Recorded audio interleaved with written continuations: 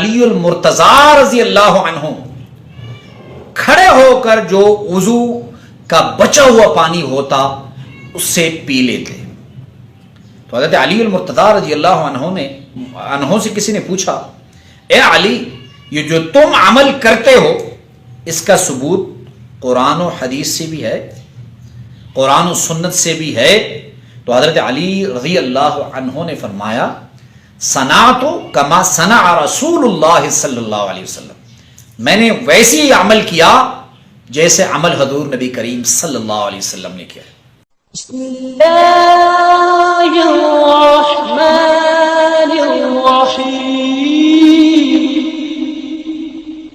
اللہم صلی علی محمد وعلی آلہ وبارک وسلم.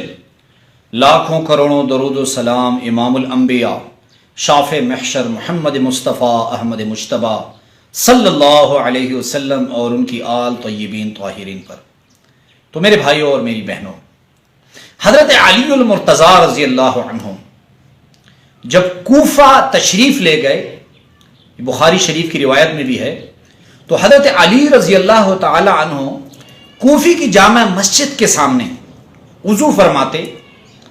تو وضو فرمانے کے بعد حضرت علی المرتضیٰ رضی اللہ عنہ کھڑے ہو کر جو وضو کا بچا ہوا پانی ہوتا اس سے پی لیتے. تو حضرت علی المرتضیٰ رضی اللہ عنہ سے کسی نے پوچھا، اے علی، یہ جو تم عمل کرتے ہو اس کا ثبوت قرآن و حدیث سے بھی ہے، قرآن و سنت سے بھی ہے؟ تو حضرت علی رضی اللہ عنہ نے فرمایا، صنعت کما صنع رسول اللہ صلی اللہ علیہ وسلم، میں نے ویسے ہی عمل کیا جیسے عمل حضور نبی کریم صلی اللہ علیہ وسلم نے کیا. تو یہ حدیث ہے، اس حدیث کو لوگوں تک پہنچائیں. تو جو شخص کسی برتن میں آپ وضو کر رہے ہیں اور وضو کرنے کے بعد جو پانی بچ جائے اس کی پینے میں اتنی برکات ہیں کہ ایک تو اللہ رب العزت آپ کو روحانی اور دوسرے بدنی بیماریوں سے نجات دیں گے. حضرت حسین رضی اللہ عنہ، کون ان کے نام سے واقف نہ ہے؟ شہزادہ رسول، نواسہ رسول. ان کی اولاد میں ایک خاتون ہے جو ان کی غالباً پوتی ہے یا پڑپوتی ہیں، سیدہ نفیسہ. تو سیدہ نفیسہ یہ ان کی اولاد میں سے ہیں، اور یہ بعد میں حضرت امام جعفر صادق رحمت اللہ علیہ کی گھر میں ان کی شادی ہوئی ان کے بیٹے سے.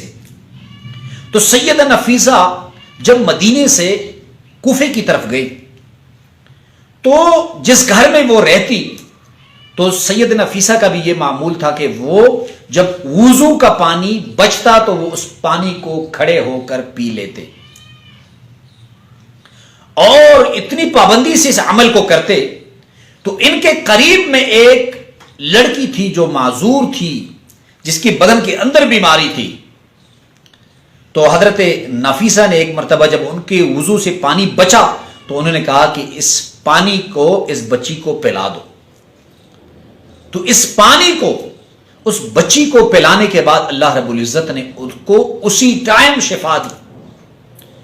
تو یہ جو عمل ہے آسان سا عمل ہے کہ جو شخص ٹوٹی نلکے سے وضو کرتے ہیں آج کے بعد وہ کسی برتن یا لوٹے سے وضو کریں، لیکن کوشش کریں کہ اسی لوٹے سے دوبارہ استنجا نہ کریں، ورنہ فائدے کے بجائے نقصان ہوگا.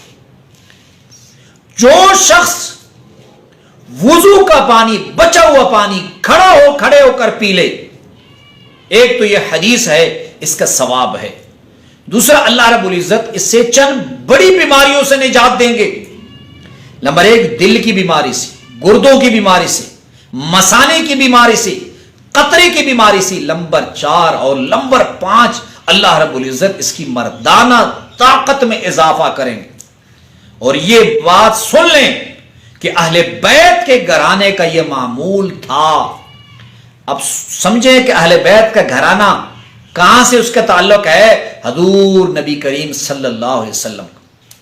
تو اہل بیت کا گھرانہ جتنی پابندی سے اس عمل کو کرتا تو اس سے یہ اشارہ ملتا ہے کہ حضور نبی کریم صلی اللہ علیہ وسلم اس عمل کو کرتے. اور یہ بخاری شریف کی حدیث بھی ہے. تو اگر آپ بھی مردانہ کمزوری کا شکار ہیں، اگر آپ بھی دیگر بیماریوں کا شکار ہیں، تو اس عمل کو کریں. اللہ رب العزت آپ کی مردانہ طاقت، معدے کی بیماری یا آپ کی قطروں کی بیماری ہے، دل کے مریض ہیں، گردوں کے مریض ہیں، اللہ رب العزت آپ کو ضرور شفا دیں گے.